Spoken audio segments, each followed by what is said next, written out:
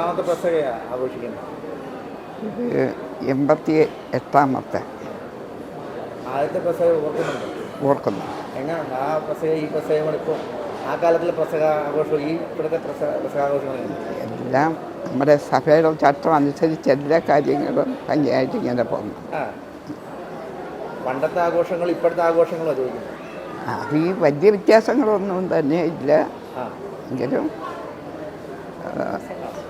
പെസഹപ്പമൊക്കെ ഉണ്ടാക്കാൻ അറിയാമോ? പെസഹപ്പൊക്കെ ഒരുപാട് ഉണ്ടാക്കിയിട്ടില്ലേ? ഉണ്ട്. ഇപ്രാവശ്യം ഉണ്ടാക്കിയോ? ഉണ്ടാക്കി. എന്തൊക്കെയാണ് ചേർക്കുന്നത്? ഏലക്ക, ജീരകം എല്ലാം കൂടെ ചേർത്ത്, മാവ് എല്ലാം കൂടെ ചേർത്ത്. എത്ര മക്കളുണ്ട്? എനിക്ക് 6 മക്കളുണ്ട്. അവരെല്ലാവരും വന്നിട്ടുണ്ടോ? ഇല്ല, എല്ലാവരും അവിടെ ഇവിടെയൊക്കെയാണ്. അതെ.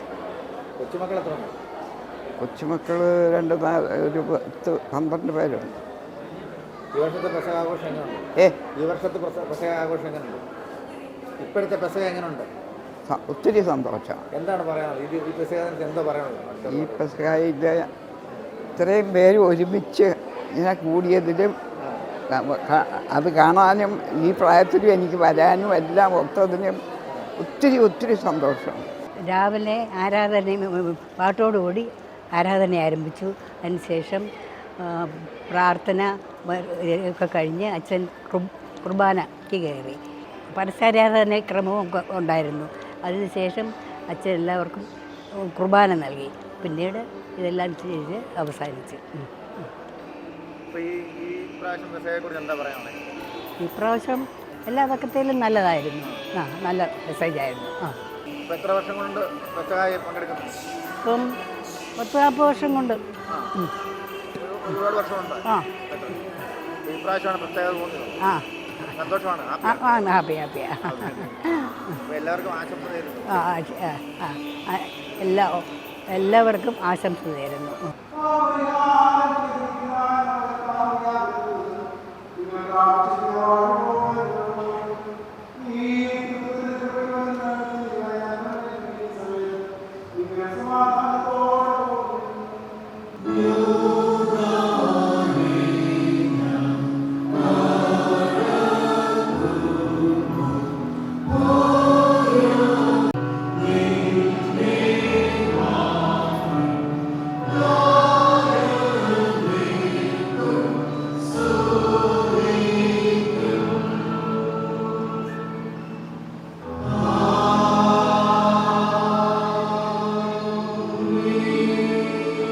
ഈ വർഷത്തെ പെസഹ നമുക്ക് അച്ഛൻ പറഞ്ഞ പോലെ മുറിച്ച് നൽകപ്പെടുന്ന, സ്വീകരിക്കുന്ന, കൊടുക്കുന്ന അനുഭവമായി.